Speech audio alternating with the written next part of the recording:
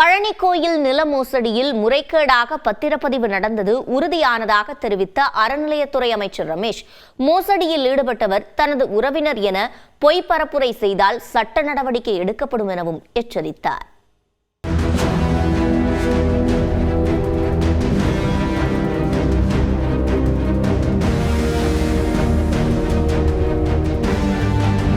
திண்டுக்கல் மாவட்டம் பழனியை அடுத்த பாலசமுத்திரத்தைச் சேர்ந்த குப்புசாமி மணியக்காரர் என்பவர் கடந்த 1888ஆம் ஆண்டு பழனிமலை அடிவாரத்தில் உள்ள 1.4 ஏக்கர் நிலத்தை தண்டபாணி சுவாமி அறக்கட்டளைக்கு நன்கொடையாக வழங்கியுள்ளார். இந்த நிலத்தை விதிகளை மீறி அறக்கட்டளை நிர்வாகம் விற்க முயன்றதாக கூறப்படுகிறது. இதை எதிர்த்து அறநிலையத்துறை வழக்கு தொடர்ந்த நிலையில் கடந்த ஆண்டு நீதிமன்ற உத்தரவின் கீழ் கோவில் நிர்வாகம் நிலத்தை கையகப்படுத்தியது. இந்நிலையில் கோயில் நிர்வாகம் கைப்பற்றிய 1.4 ஏக்கர் நிலத்தை அறக்கட்டளை நிர்வாகிகள் என கூறி முருகதாஸ், திருப்புகழ் உள்ளிட்டோர் வெள்ளத்துறை, சேதுபதி ஆகியோருக்கு விற்றதாக கூறப்படுகிறது.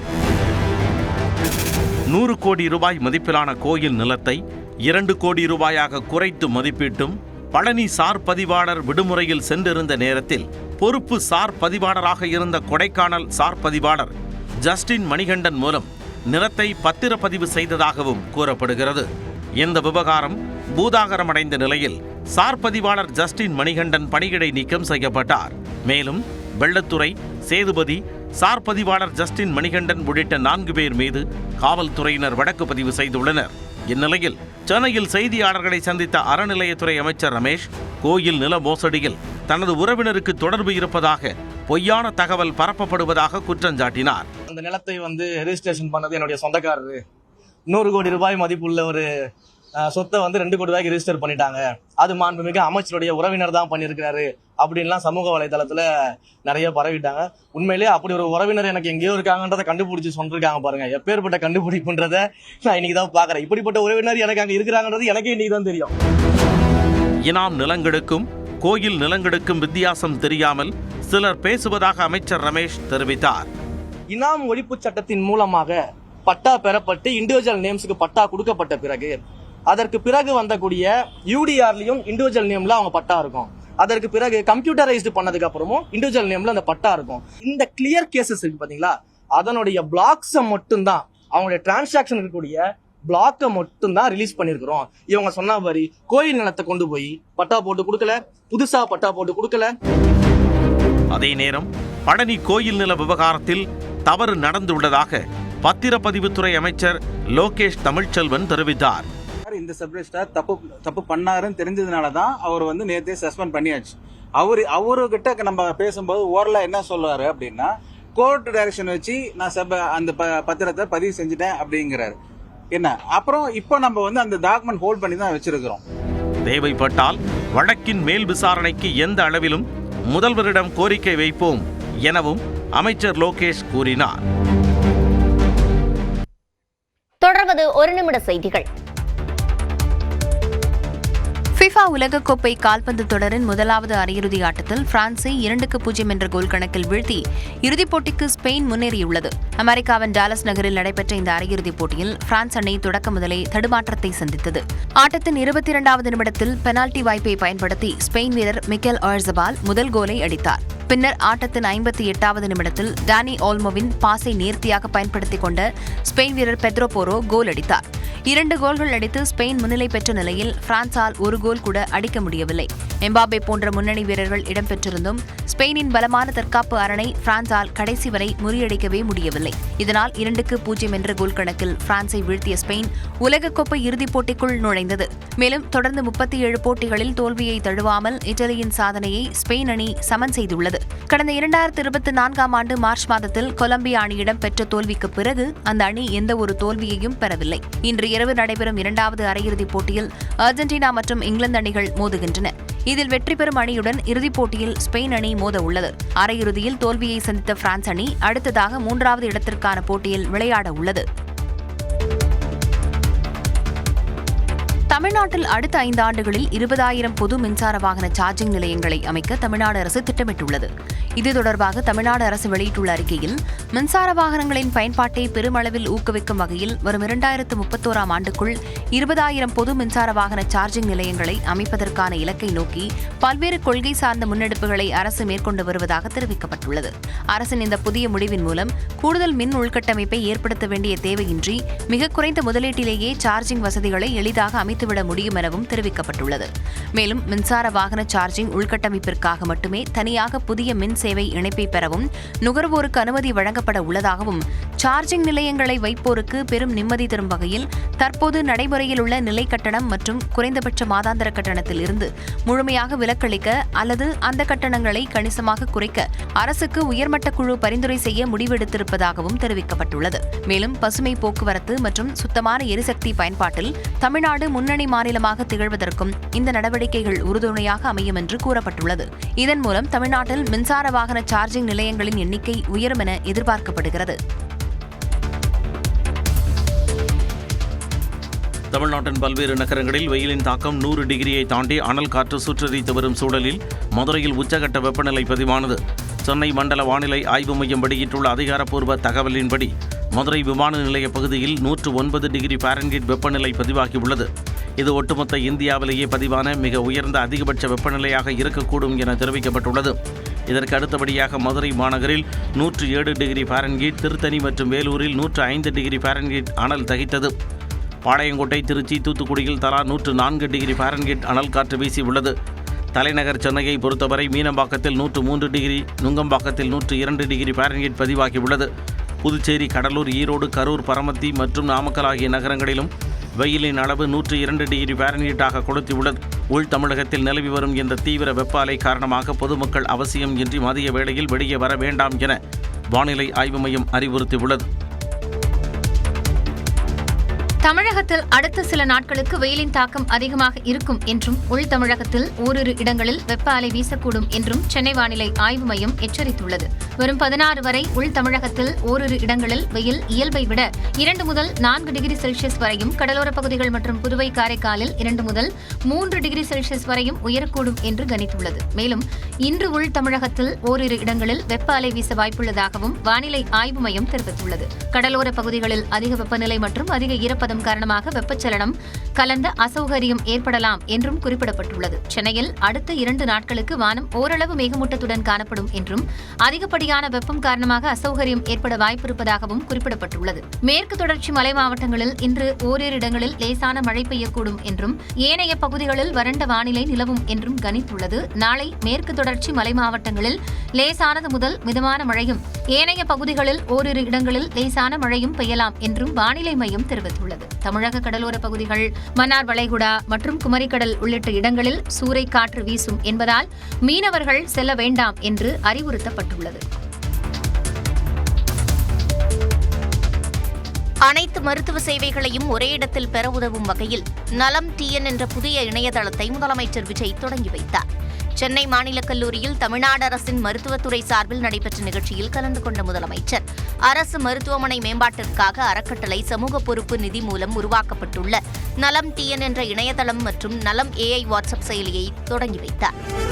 நமது மாண்புமிகு தமிழ்நாடு முதலமைச்சர் அவர்களின் தொலைநோக்கு பார்வையில் மருத்துவம் மற்றும் மக்கள் நல்வாழ்வுத்துறை சார்பில் நலம் AI உள்ளிட்ட பல்வேறு புதிய மக்கள் நல திட்டங்களை தமிழ்நாடு அரசு தொடங்கி செயல்படுத்தி வருகிறது. நிகழ்ச்சியில் பேசிய மருத்துவத்துறை அமைச்சர் அருண்ராஜ், இந்த இணையதளம் மூலம் நன்கொடையாளர்கள் தங்களது பங்களிப்பை எளிமையாக வழங்க முடியும் என்றார். பெரும் கார்ப்பரேட் நிறுவனங்கள் முதல் பொதுமக்கள் வரை இந்த அமைப்பின் மூலம் அனைவரும் தங்களால் இயன்ற பங்களிப்பை எளிமையாகவும் பாதுகாப்பாகவும் முழு வெளிப்படை தன்மையுடனும் வழங்கும் வகையில் இந்த அமைப்பின் இணையதளம் ஏற்படுத்தப்பட்டுள்ளது. 100 ரூபாயாக இருந்தாலும் சரி, 1000 ரூபாயாக இருந்தாலும் சரி, இல்லை சில லட்சங்களாக இருந்தாலும் சரி, அதை அரசு மருத்துவமனைகளின் மேம்பாட்டிற்காக வழங்க முன்வருமாறு தாழ்மையுடன் கேட்டுக்கொள்கிறேன். இந்நிகழ்ச்சியில் எழும்பூர் அரசு குழந்தைகள் நல மருத்துவமனையில் குழந்தை பெற்ற சென்னை கண்ணதாசன் நகரைச் சேர்ந்த சத்யா என்பவர் நலம் TN திட்டத்தின் கீழ் எழும்பூர் அரசு மருத்துவமனைக்கு 1000 ரூபாய் நன்கொடை வழங்கினார். இன்று நம் மாண்புமிகு தமிழ்நாடு முதலமைச்சர் அவர்கள் மேடையிலிருந்து கீழே இறங்கிச் சென்று மாற்றுத்திறனாளி பிரிவில் தேர்வு செய்யப்பட்ட மருத்துவருக்கு பணி நியமன ஆணைகளை வழங்கி சிறப்பித்துக் கொண்டிருக்கிறார்கள். மாற்றுத்திறனாளி பெண் மருத்துவ அலுவலருக்கு மேடையிலிருந்து கீழே இறங்கி வந்து முதலமைச்சர் விஜய் பணி நியமன ஆணையை வழங்கிய காட்சிகளே இவை. சென்னை மாநில கல்லூரியில் மருத்துவத்துறை சார்பில் நடைபெற்ற நிகழ்ச்சியில் கலந்து கொண்ட முதலமைச்சர் விஜய் 85 புதிய மருத்துவ கட்டடங்களை காணொலி வாயிலாக திறந்து வைத்தார்.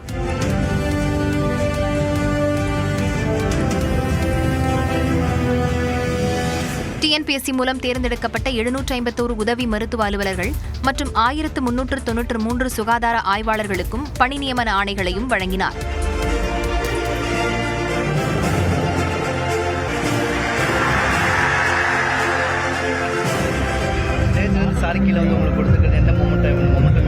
That's a very kind gesture, sir. Truly humble because நான் கஷ்டப்படக்கூடாதுன்னு சார் கீழே இறங்கி வந்தார் இல்லையா, அது வந்து ஒரு மிக ரொம்ப இது பார்க்க வேண்டியது, ரொம்ப ஒரு மனசு வேணும் அதுக்கெல்லாம்.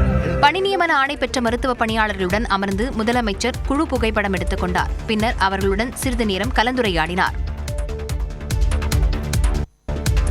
அடுத்த ஆண்டு சிபிஎஸ்இ 10ஆம் வகுப்பில் உள்மதிப்பீட்டுத் தேர்வில் 3ஆம் மொழியில் தேர்ச்சி பெறுவது கட்டாயம் என்று மத்திய கல்வி வாரியம் விளக்கமளித்துள்ளது. தேசிய கல்விக் கொள்கை அடிப்படையில் மும்மொழிக் கொள்கையை அமல்படுத்த மத்திய அரசு பல்வேறு முன்னெடுப்புகளை மேற்கொண்டு வருகிறது. அதே சமயம் கடும் எதிர்ப்பு மற்றும் மாணவர்களின் நலன் கருதி சில தளர்வுகளை அறிவித்து வருகிறது. அந்த வகையில் தற்போது 7, 8, 9 மற்றும் 10ஆம் வகுப்பு படிக்கும் மாணவர்கள் பொதுத் தேர்வில் 3வது மொழியை எழுத தேவையில்லை என சிபிஎஸ்இ தளர்வளித்தது. ஆனால் அடுத்த ஆண்டு 10ஆம் வகுப்பில் 3வது மொழி பாடத்தில் உள்மதிப்பீட்டுத் தேர்வில் தேர்ச்சியடைந்தால் மட்டுமே சான்றிதழ் வழங்கப்படும் என சிபிஎஸ்இ புதிய விதிமுறையை வகுத்துள்ளது. மேலும் தற்போது 9ஆம் வகுப்பில் 3வது மொழி பாடத்தில் உள்மதிப்பீட்டில் தேர்ச்சி பெறாத மாணவர்கள் அடுத்த ஆண்டு 10ஆம் வகுப்பிற்கு செல்ல முடியும் என்றும் விளக்கம் அளிக்கப்பட்டுள்ளது. அத்தகைய மாணவர்கள் 10ஆம் வகுப்புக்கு சென்றாலும் உள்மதிப்பீட்டில் 3வது மொழி பாடத்தில் தேர்ச்சியடைந்தால் மட்டுமே 10ஆம் வகுப்புக்கான தேர்ச்சி சான்றிதழ் வழங்கப்படும் என சிபிஎஸ்இ குறிப்பிட்டுள்ளது. பல்கலைக்கழக துணைவேந்தர் நியமனத்தில் 5 பேர் கொண்ட தேடுதல் குழுவை அமைக்க தமிழ்நாடு அரசு முன்மொழிந்திருப்பதாக மின்துறை அமைச்சர் நிர்மல்குமார் தெரிவித்துள்ளார். சென்னை அண்ணா சாலையில் உள்ள மின்வாரிய தலைமை அலுவலகத்தில் செய்தியாளர்களை சந்தித்த அமைச்சர் நிர்மல்குமார் பல்கலைக்கழக துணைவேந்தர் நியமனத்தில் விரைவில் சமரச தீர்வு எட்டப்படும் என்றார். 5 பேர் கொண்ட குழுவை நம்ம ப்ரொபோஸ் பண்ணியிருக்கோம். இதில் ஏதாவது முடிவுகள் வந்தால் உடனடியாக நியமிக்கப்படும். நம்ம இதுக்கெல்லாம் ஒரு பீஸ்ஃபுல்லாக ஒரு சொல்யூஷன் வரணும்னு தான் நம்ம எல்லாம் முயற்சி செஞ்சுட்டு இருக்கோம். ஏன்னா வர ஜனவரி மாதத்தில் எல்லா யூனிவர்சிட்டிலையும் துணைவேந்தர் இல்லாத ஒரு நிலைமை இருக்கு. ஸோ இதுக்கு கண்டிப்பாக ஒரு சுமூகமான ஒரு தீர்வை எட்டக்கூடிய வகையில் ஒரு 5 நபர் உள்ள ஒரு செலக்ட் கமிட்டியை கொண்டு வருவதற்கான முயற்சியில் எடுத்தது. தொடர்ந்து பேசிய அவர் தாவேக குதிரை பேரத்தில் ஈடுபடவில்லை என்றும் குதிரை பேரம் என்றால் என்ன என்றும் விளக்கம் அளித்தார். குதிரை பேரம்னா முதல்ல எல்லாரும் புரிஞ்சுக்கணும். யாராவது பணம் கொடுத்து யாரையாவது வாங்க முயற்சி செஞ்சால்தான் குதிரை பேரம். யாராவது ரிசைன்மெண்ட் வராங்கன்னு வச்சுக்கோங்க. ஒரு சில பேர் அந்த கட்சியில் ஸ்டாலினையும் எடப்பாடியும் ஏற்றுக்க முடியாமல், ஸ்டாலின் தலைமையும் எடப்பாடி தலைமையும் ஏற்றுக்க முடியாமல் 2 பேரும் சேர்ந்து கூட்டணி அமைக்கணும் முயற்சி செஞ்சதை ஏற்றுக்க முடியாமல் ரிசைன் பண்ணிட்டு வெளியே வராங்கன்னா அது பேர் குதிரை பேரம் கிடையாது. அவங்களோட தனிப்பட்ட முடிவு. தமிழ்நாட்டில் மின்சார விநியோகம் தனியார் மயமாக்கப்படாது என்றும் அமைச்சர் நிர்மல்குமார் உறுதியளித்தார். நாகர்கோவில் சிறையில் உயிரிழந்த விசாரணை கைதியின் உடலில் 19 இடங்களில் காயம் இருப்பது பிரேத பரிசோதனை அறிக்கையில் தெரியவந்துள்ளது. இதனைத் தொடர்ந்து சிறை வார்டன்கள் 3 பேர் கைது செய்யப்பட்டுள்ளனர்.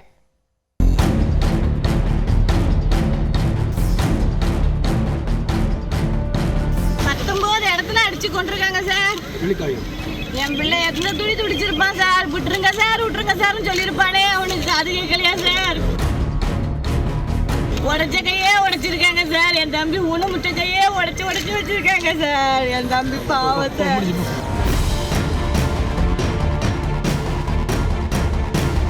கன்னியாகுமரி மாவட்டம் தென் தாமரைக்குளம் காவல் நிலைய எல்லைக்குட்பட்ட சுசீந்திரம் அருகே உள்ள ஈத்தங்காடு பகுதியைச் சேர்ந்தவர் 34 வயதான மாற்றுத்திறனாளி இளைஞர் சபரிவர்மன். இவர் தனது வீட்டில் பெட்டிக்கடை வைத்து நடத்தி வந்தார். இந்த சூழலில் அந்த கடையில் குட்கா புகையிலை பொருட்கள் விற்பனை செய்யப்படுவதாக கூறி தென் தாமரைக்குளம் காவலர்கள் அவரை கைது செய்தனர். அதனைத் தொடர்ந்து கடந்த 9ஆம் தேதி நாகர்கோவிலில் உள்ள கிளை சிறையில் நீதிமன்ற காவலில் அடைக்கப்பட்டார். இந்த நிலையில் 13ஆம் தேதி காலை சிறையில் அடைக்கப்பட்டிருந்த சபரிவர்மன் திடீரென உயிரிழந்தார். முன்னதாக சிறையில் இருந்தபொழுது அவருக்கு உடல்நலக்குறைவு ஏற்பட்டதாகவும் அதன் காரணமாக மருத்துவமனைக்கு அழைத்துச் செல்லப்பட்டதாகவும் காவல்துறை தரப்பில் கூறப்படுகிறது. ஆனால் அவர் அடித்துக் கொல்லப்பட்டதாக கூறி ஆசாரிப்பள்ளம் அரசு மருத்துவக் கல்லூரி மருத்துவமனை முன்பு அவரது உறவினர்கள் சாலை மறியலில் ஈடுபட்டனர்.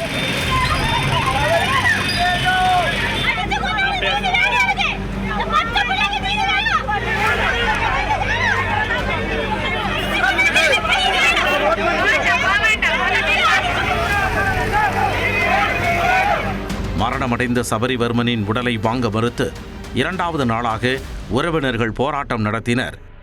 இந்நிலையில் குமரி, நெல்லை, தூத்துக்குடி மாவட்டங்களைச் சேர்ந்த அரசு மருத்துவர்கள் அடங்கிய குழுவினர் சபரிவர்மனின் உடலை உடற்கூறாய்வு செய்தனர். அதன் அறிக்கையில் அவரது உடலில் மொத்தம் 19 இடங்களில் காயங்கள் இருப்பது கண்டறியப்பட்டுள்ளது. தலையில் 2 இடங்களிலும் பின்னங்கழுத்து மற்றும் பின்னந்தலையில் பலத்த காயம் ஏற்பட்டுள்ளதாகவும், இடது நெஞ்சின் கீழ்ப்பகுதியில் சுமார் 7 சென்டிமீட்டர் அளவில் காயம் உள்ளதாகவும் அறிக்கையில் தெரிவிக்கப்பட்டுள்ளது. வலது கையில் 6 இடங்களிலும் வலது மற்றும் இடது கால்களிலும் காயங்கள் உள்ளதாக உடற்கூறாய்வில் கூறப்பட்டுள்ளது. மாற்றுத்திறனாளியான சபரிவர்மனின் பாதிக்கப்பட்ட கையிலும் காயப்படுத்தி சித்திரவதை செய்து படுகொலை செய்துள்ளதாக குற்றம் சாட்டி சபரிவர்மனின் உடலை வாங்க உறவினர்கள் மறுத்தனர். மறுபுறம் இந்த உயிரிழப்பு தொடர்பாக சிறைத்துறை அதிகாரிகள் மற்றும் உயிரிழந்தவரின் உறவினர்களிடம் நாகர்கோவில் குற்றவியல் நீதிமன்ற நீதிபதி சத்தியமூர்த்தி 2வது நாளாக தீவிர விசாரணை நடத்தினார். இந்த நிலையில் சபரிவர்மன் மரணம் தொடர்பாக நாகர்கோவில் சிறை தலைமை வார்டன் ஜெகன், வார்டன்கள் சிவக்குமார் மற்றும் திருவிடை நம்பி ஆகிய 3 பேர் கைது செய்யப்பட்டனர். இதனையடுத்து மூவரையும் சஸ்பெண்ட் செய்து நெல்லை மத்திய சிறை எஸ்பி உத்தரவிட்டுள்ளார். மேலும் இந்த வழக்கில் சில கைதிகளுக்கு தொடர்பு இருக்கலாம் என கூறப்படுகிறது. அது தொடர்பாகவும் காவல்துறையினர் கிடுக்குப்பிடி விசாரணையை தொடங்கியுள்ளனர். சாத்தான்குளம் ஜெயராஜ், பென்னிக்ஸ், சிவகங்கை அஜித்குமார் ஆகியோரின் மரணம் தமிழகத்தையே உலுக்கிய நிலையில் தற்பொழுது மாற்றுத்திறனாளி சபரிவர்மன் உயிரிழப்பு பெரும் கொந்தளிப்பை ஏற்படுத்தியுள்ளது. தொடர்வது காலை விரைவுச் செய்திகள். சென்னையை அடுத்த திருவொற்றியூர் சுற்றுவட்டாரத்தில் கனமழை வெளுத்து வாங்கியது. எண்ணூர், மணலி, ராயபுரம் உள்ளிட்ட இடங்களில் பெய்த மழை மண்ணை குளிர்வித்தது.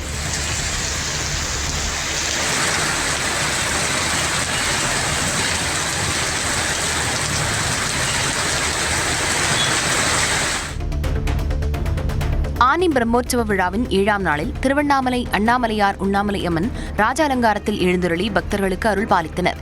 சிவாச்சாரியார்கள் வேதமந்திரங்கள் முழங்க சிறப்பு அபிஷேக ஆராதனைகள் நடைபெற்றதை அடுத்து சுவாமியும் அம்மனும் 4 மாட வீதிகளில் உலா வந்தனர். திரளான பக்தர்கள் கலந்து கொண்டு சாமி தரிசனம் செய்தனர்.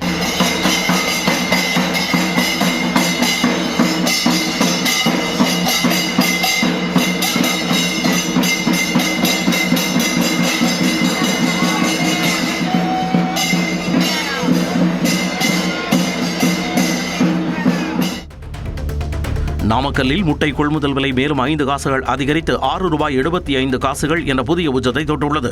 முட்டையிடும் கோழிகளின் எண்ணிக்கை குறைந்ததாலும் தேவை அதிகரித்ததாலும் முட்டை விலை கடந்த சில நாட்களாக தொடர்ந்து அதிகரித்து வருகிறது. தினமும் 5 காசுகள் அதிகரித்து வரும் முட்டையின் கொள்முதல் விலை தற்பொழுது ₹6.75 அதிகரித்திருப்பது பண்ணையாளர்களிடையே மகிழ்ச்சியை அதிகரித்துள்ளது.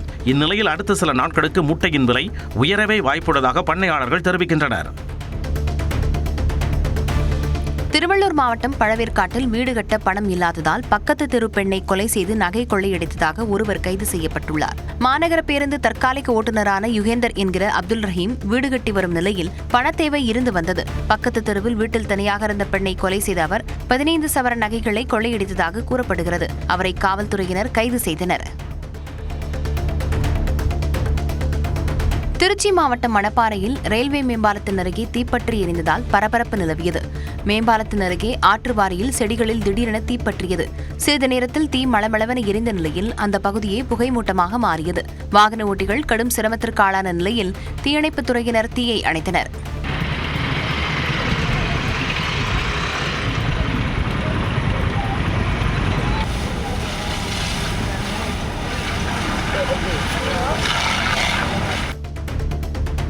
நெய்வேலி NLC 2வது சுரங்கத்தில் இருந்து குடியிருப்பு பகுதி வழியாக நிலக்கரி லாரிகள் இயக்கப்படுவதால் நிலக்கரியில் இருந்து வெளியாகும் புழுதி வீடுகள் மற்றும் குடிநீரில் படிந்து பொதுமக்கள் பாதிக்கப்படுவதாக குற்றச்சாட்டு எழுந்துள்ளது. பலமுறை புகாரளித்தும் நடவடிக்கை எடுக்கப்படவில்லை என கூறி பொதுமக்கள் நிலக்கரி லாரியை மறித்து போராட்டத்தில் ஈடுபட்டனர். இதையடுத்து காவல்துறையினர் தலையிட்டு போராட்டத்தை கலைத்ததால் அப்பகுதியில் பரபரப்பு ஏற்பட்டது.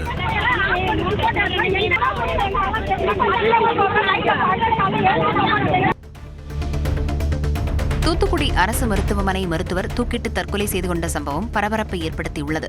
நவநீத பிரபு என்ற இவர் தூத்துக்குடி அரசு மருத்துவமனையில் மயக்கவியல் பிரிவு மருத்துவராக பணிபுரிந்து வந்தார்.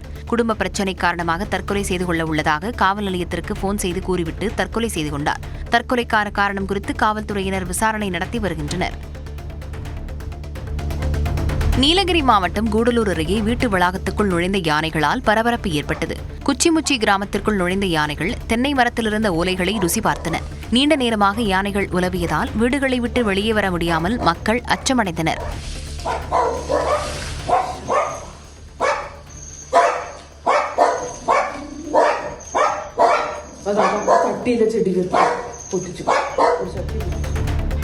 திருவள்ளூர் வைத்திய வீரராகவ பெருமாள் கோயிலில் ஆனி மாத அமாவாசையொட்டி தெப்பத் திருவிழா வெகு விமரிசையாக நடைபெற்றது. பூதேவி ஸ்ரீதேவி சமேதராக அலங்கரிக்கப்பட்ட தெப்பத்தில் வீரராகவ பெருமாள் எழுந்தருளினார். பக்தர்கள் பக்தி முழக்கங்களுடன் தரிசனம் மேற்கொண்டனர். கேரள மாநிலம் காசர்கோடு அருகே சாலை தடுப்பில் மோதி கார் ஒன்று தலைக்குப்புற கவிழ்ந்து விபத்துக்குள்ளான சிசிடிவி காட்சி வெளியாகியுள்ளது. மங்களூரு தேசிய நெடுஞ்சாலையில் கரந்தக்காடு சந்திப்பு பகுதியில் சென்ற கார் தடுப்பில் மோதி விபத்துக்குள்ளானது. விபத்தில் கார் கவிழ்ந்த நிலையில் ஏர் பேக்குகள் உடனடியாக செயல்பட்டதால் பயணிகள் உயிர் தப்பினர். விபத்து தொடர்பான காட்சிகள் தற்போது வெளியாகி பரபரப்பை ஏற்படுத்தியுள்ளது.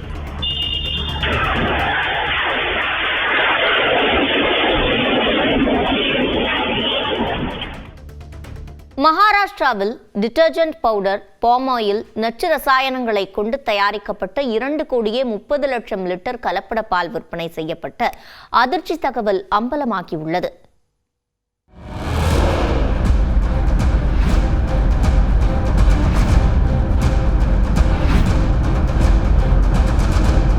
மகாராஷ்டிரா மாநிலம் தாராஷிவ் மாவட்டம் பூம் பகுதியில் உள்ள ஒரு பால் பண்ணையில் தரமற்ற பால் தயாரிக்கப்படுவதாக புகார் எழுந்தது. இது தொடர்பாக சம்பந்தப்பட்ட பண்ணையில் காவல்துறை மற்றும் உணவு பாதுகாப்புத்துறை அதிகாரிகள் அதிரடி சோதனையில் ஈடுபட்டனர். அப்போது பண்ணையில் கைப்பற்றப்பட்ட ஆவணங்களில் பல திடுக்கிடும் அதிர்ச்சி தகவல் வெளியானது. பால் பண்ணை என்ற பெயரில் முற்றிலும் ரசாயனம் கலந்த குடிக்க தகுதியற்ற பாலை கடந்த 6 மாதங்களாக விநியோகித்து வந்தது கண்டறியப்பட்டது. முற்றிலும் தரமற்ற பால் பவுடரை கொண்டு தயாரிக்கப்பட்ட பாலில் அரசின் உணவு பாதுகாப்பு தர நிர்ணய விதிகளை சரிக்கட்டுவதற்காக 100 லிட்டர் பாலுக்கு 10 லிட்டர் வீதம் தரமற்ற பால் பவுடர் மற்றும் ரசாயன பொருட்கள் கலக்கப்பட்டது கண்டறியப்பட்டது. அதாவது பாலுக்காக அரசு நிர்ணயித்த தரநிலையை சமன் செய்ய துணி துவைக்க பயன்படுத்தும் டிடர்ஜென்ட் பவுடர், பாமாயில் விலை மலிவான அதே நேரம் மிக கொடிய நச்சுத்தன்மை கொண்ட ரசாயனங்களை பாலில் கலந்தது தெரிய வந்துள்ளது.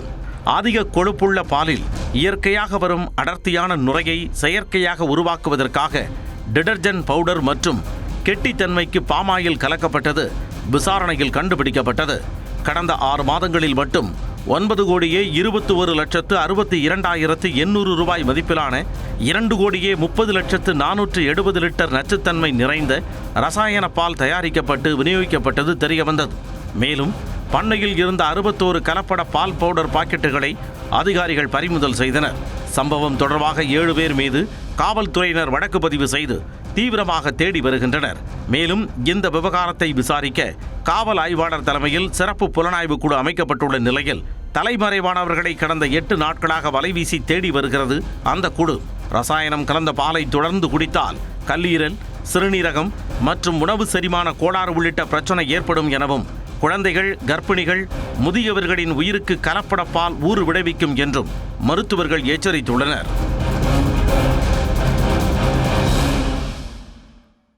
தொடர்வது காலை விரைவு செய்திகள்.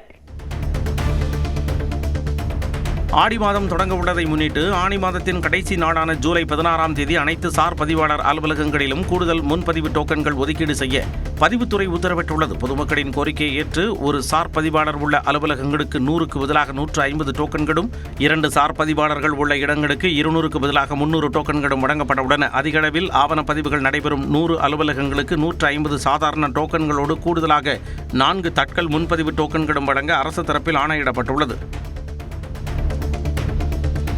ஆனி மாத கடைசி செவ்வாய்க்கிழமையொட்டி காஞ்சிபுரம் குமரக்கோட்டம் முருகன் கோயிலில் வெள்ளித்தேர் உற்சவம் நடைபெற்றது. மேளதாளம் ஒலிக்க வெள்ளித்தேரில் வள்ளி தெய்வானையுடன் சுப்பிரமணிய சுவாமி உலா வந்தார். ஏராளமான பக்தர்கள் வழிபட்டு அன்னதான பிரசாதங்களை வாங்கிச் சென்றனர். திருச்சி மாவட்டம் மணப்பாறை அருகே உயிருடன் இருப்பவரை சடலமாக படுக்க வைத்து சடங்குகளை செய்யும் வினோதமான கோயில் திருவிழா நடைபெற்றது. அணியாப்பூரில் உள்ள கோட்டை மாரியம்மன் கோயிலில் 3 ஆண்டுகளுக்கு ஒருமுறை திருவிழா நடைபெறுவது வழக்கம். அந்த வகையில் 15 நாட்களுக்கு முன்பு இந்த ஆண்டுக்கான திருவிழா தொடங்கியது. விழாவின் ஒரு பகுதியாக உயிருடன் இருக்கும் 78 வயது முதியவரை இறுதி ஊர்வல ரதத்தில் படுக்க வைத்து ஊர்வலமாக எடுத்துச் செல்லும் நிகழ்வு நடைபெற்றது.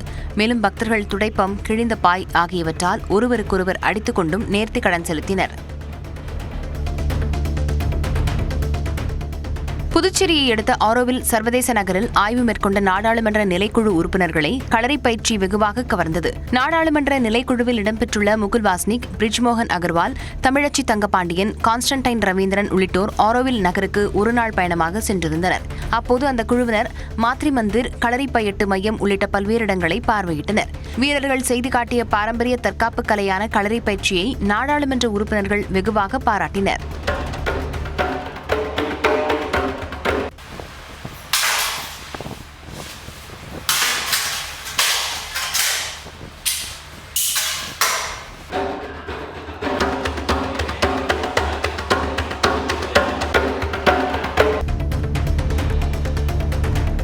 தூத்துக்குடி மாவட்டம் திருச்செந்தூர் சுப்பிரமணிய சாமி கோயில் முன்புள்ள கடல் நேற்று சுமார் 80 அடி வரை உள்வாங்கி காணப்பட்டது. நாழிக்கிணறு முதல் செல்வத்தீர்த்தம் வரை சுமார் 500 மீட்டர் தூரத்திற்கு பாசி படிந்த பாறைகள் வெளிப்பட்டன. இதனையடுத்து பக்தர்கள் அந்த அரிய காட்சியை புகைப்படம் மற்றும் வீடியோவாக பதிவு செய்து மகிழ்ந்தனர்.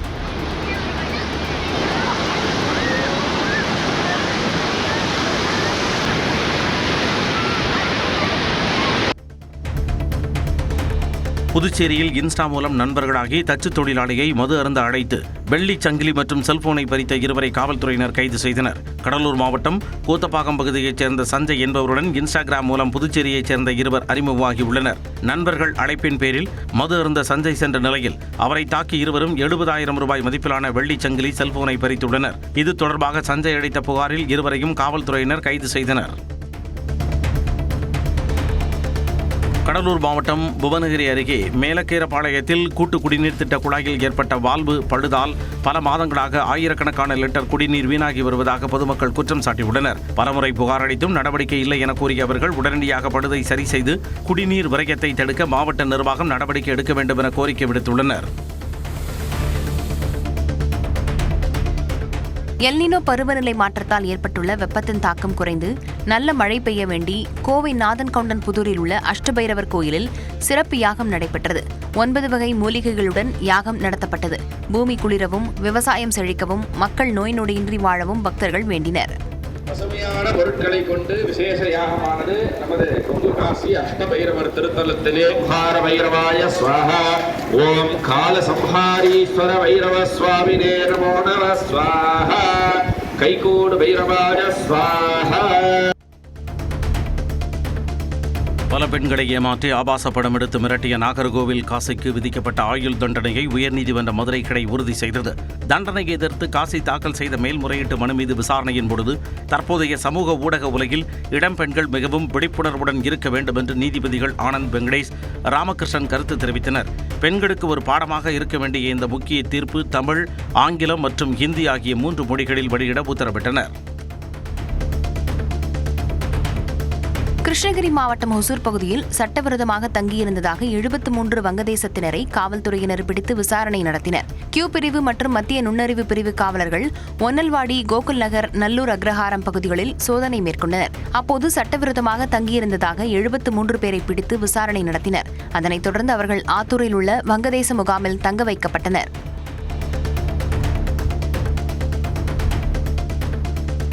விருதுநகர் மாவட்டம் சிவகாசி அருகே புதைக்குழியில் சிக்கிய 4 பசுமாடுகளை தீயணைப்பு படையினர் போராடி மீட்டனர். விஸ்வநத்தத்தைச் சேர்ந்த பரசுராம் என்பவருக்கு சொந்தமான 4 பசுமாடுகள் மேய்ச்சலுக்காக பேர்நாயக்கன்பட்டி பகுதிக்கு கொண்டு செல்லப்பட்ட போது அவை 20 அடி ஆழம் கொண்ட புதைக்குழியில் சிக்கின. மாட்டின் உரிமையாளர் அளித்த தகவலின் பேரில் வந்த தீயணைப்பு படையினர் நீண்ட நேரம் போராடி பசுமாடுகளை உயிருடன் மீட்டனர்.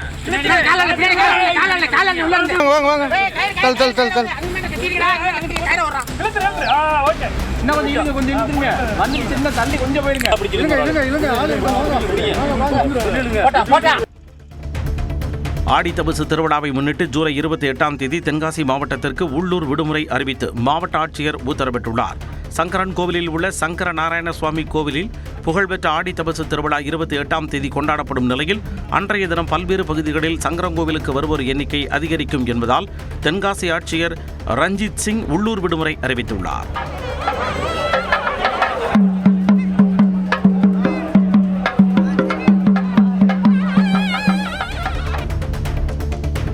தேனி மாவட்டம் போடியில் வீட்டிற்குள் புகுந்த கட்டுவிரியன் பாம்பை தீயணைப்புத் துறையினர் உயிருடன் மீட்டனர்.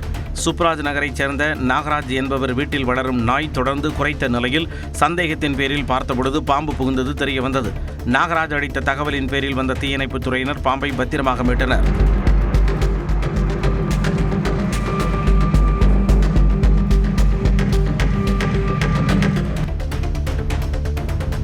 சிவகங்கை மாவட்டம் திருப்பத்தூரில் கஞ்சா வழக்கில் இளைஞர் ஒருவர் கைது செய்யப்பட்டார். இப்பகுதியில் கஞ்சா விற்பனை நடப்பதாக கிடைத்த தகவலின் பேரில் காவல்துறையினர் மேற்கொண்ட ஆய்வில் கார்த்திக் என்ற 22 வயதான இவர் கண்மாயில் கஞ்சா பதுக்கி வைத்திருந்தது தெரியவந்து 4 கிலோ கஞ்சா பறிமுதல் செய்யப்பட்டது.